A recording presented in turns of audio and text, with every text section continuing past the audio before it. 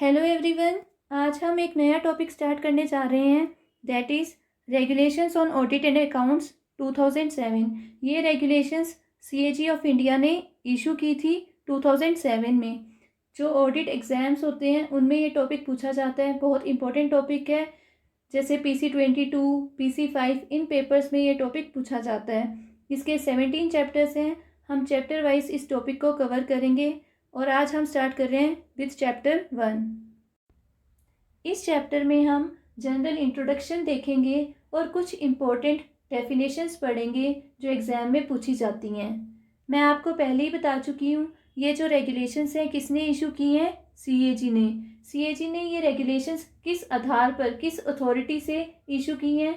जो सीएजी का DPC act था 1971 का, जिसमें सीएजी की ड्यूटीज़ एंड पावर्स बताई गई हैं, उसके सेक्शन 23 में सीएजी को ये अथॉरिटी दी गई है, वो ऑडिट और अकाउंट से रिलेटेड रेगुलेशंस बना सकता है। और इसी सेक्शन के आधार पर सीएजी ने ये रेगुलेशंस इशू की थी 2007 में। तो आपको ये याद रखना है, सेक्शन 23 ऑफ डीपीसी एक्ट, इस सेक्शन के आधार पर सीएजी ने ये रेगुलेशंस इशू की थी 2007 में। तो ये क्वेश्चन बहुत इंपॉर्टेंट है। अब आपको पता होना चाहिए ये रेगुलेशंस किन पे अप्लाई होती हैं। जो Indian audit and accounts department है, उसके सारे स्टाफ पर, सभी ऑफिसर्स पर ये रेगुलेशंस अप्लाई होते हैं। जो यूनियन गवर्नमेंट है, स्टेट गवर्नमेंट है और यूटी गवर्नमेंट है, उनकी सभी मिनिस्ट्रीज, सभी डिपार्टमेंट्स पर ये रेगुलेशंस अप्लाई होते हैं। ऐसे ही जो बाकी की अथॉरिटीज़ या बॉडीज़ हैं या एंटरप्राइजेज हैं जिनके ऑडिट और अकाउंट्स की ज्यूरिसडिक्शन सीएजी के पास है, उन पर भी ये रेगुलेशंस अप्लाई होते हैं। तो ये आपको याद रखने हैं किन किन पर ये रेगुलेशंस अप्लाई होते हैं। जो Indian audit and accounts department का स्टाफ है, ऑफिसर्स हैं, उन पर ये रेगुलेशंस अप्लाई होते हैं। यूनियन गवर्नमेंट, स्टेट गवर्नमेंट और यूटी गवर्नमेंट की सभी मिनिस्ट्रीज, सभी डिपार्टमेंट्स पर ये रेगुलेशंस अप्लाई होते हैं। और बाकी की जो भी अथॉरिटीज़ या बॉडीज़ हैं जिनकी ज्यूरिसडिक्शन सीएजी के अंतर्गत आती हैं, उन पर भी ये रेगुलेशंस अप्लाई होते हैं। अब कुछ डेफिनेशंस पढ़ लेते हैं जो इम्पोर्टेंट हैं, एग्जाम में पूछी जाती हैं। First one is AGAND। ये शॉर्ट फॉर्म में लिखी है, वैसे इसे बोलते क्या है? Accountant general accounts and entitlement. जो सीएजी का अकाउंट्स ऑफिस होता है, उसके डिपार्टमेंट के हेड को हम बोलते हैं AGAND। ऐसे ही सीएजी के ऑडिट ऑफिस के डिपार्टमेंट के हेड को बोलते हैं AG ऑडिट। तो ये आपको याद रखना है, ऑडिट ऑफिस के डिपार्टमेंट के हेड को बोलते हैं AG ऑडिट, अकाउंट्स ऑफिस के डिपार्टमेंट के हेड को बोलते हैं AGAND। Next definition is audit board. Audit board को कौन बनाता है? सीएजी। किस लिए बनाया जाता है?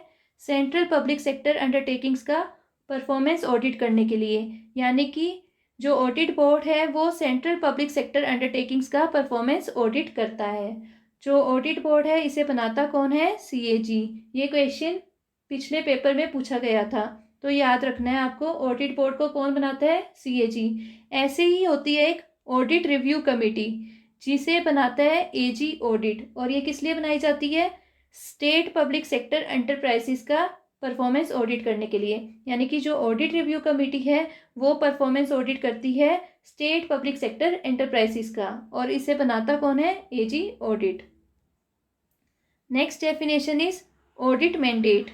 जो हमारा कॉन्स्टिट्यूशन है और जो डीपीसी एक्ट है, उसके अंतर्गत जो भी सीएजी के पास अथॉरिटीज़ हैं, जितनी भी पावर्स हैं अकाउंट्स या ऑडिट से रिलेटेड, उसे हम बोलते हैं ऑडिट मैंडेट। यानी कि जो भी कॉन्स्टिट्यूशन ने या डीपीसी एक्ट ने सीएजी को अथॉरिटीज़ दी हैं अकाउंट या ऑडिट से रिलेटेड, उन्हें हम बोलते हैं ऑडिट मैंडेट।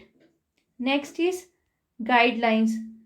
सीएजी ये गाइडलाइंस इशू करता है ऑडिट मैंडेट को लागू करने के लिए। जो ऑडिट मैंडेट है उसको लागू करने के लिए सीएजी जो भी गाइडलाइंस इशू करता है उन्हें हम बोलते हैं guidelines. Next is standing orders.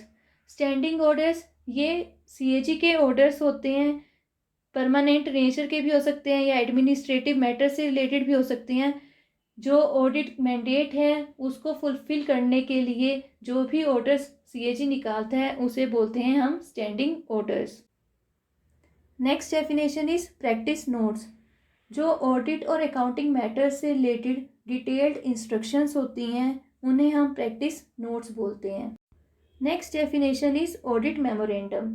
Audit memorandum ये एक टाइप का लेटर होता है जो कि ऑडिट के दौरान इशू किया जाता है। जब किसी ऑफिस का ऑडिट किया जाता है तो अगर ऑडिट ऑफिसर को कोई भी इंफॉर्मेशन लेनी है या किसी फैक्ट्स या फिगर्स का कंफर्मेशन करवाना है उस ऑफिस से, तो वो उस ऑफिस को लेटर इशू करता है और इंफॉर्मेशन लेता है, तो उस लेटर को हम बोलते हैं audit memorandum.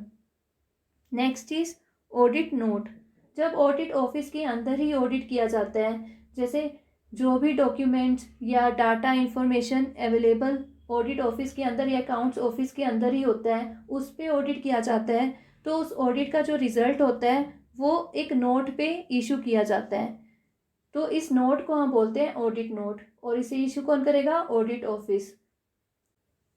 Next is inspection report. जब ऑडिट ऑफिसर किसी ऑफिस की इंस्पेक्शन पे जाता है, ऑडिट करने जाता है, तो जो उस ऑडिट का रिजल्ट होता है उसे वो रिपोर्ट पे इशू करता है और उस रिपोर्ट को बोलते हैं हम इंस्पेक्शन रिपोर्ट। आज के लिए इतना ही था। Thank you. नेक्स्ट वीडियो में हम कुछ इंपॉर्टेंट आर्टिकल्स पढ़ेंगे जो कि ऑडिट रिपोर्ट से रिलेटेड हैं और एग्ज़ाम में पूछे जाते हैं, तो इसलिए आप चैनल को सब्सक्राइब कर लीजिए ताकि आप नेक्स्ट वीडियो को मिस ना करें। Thank you so much.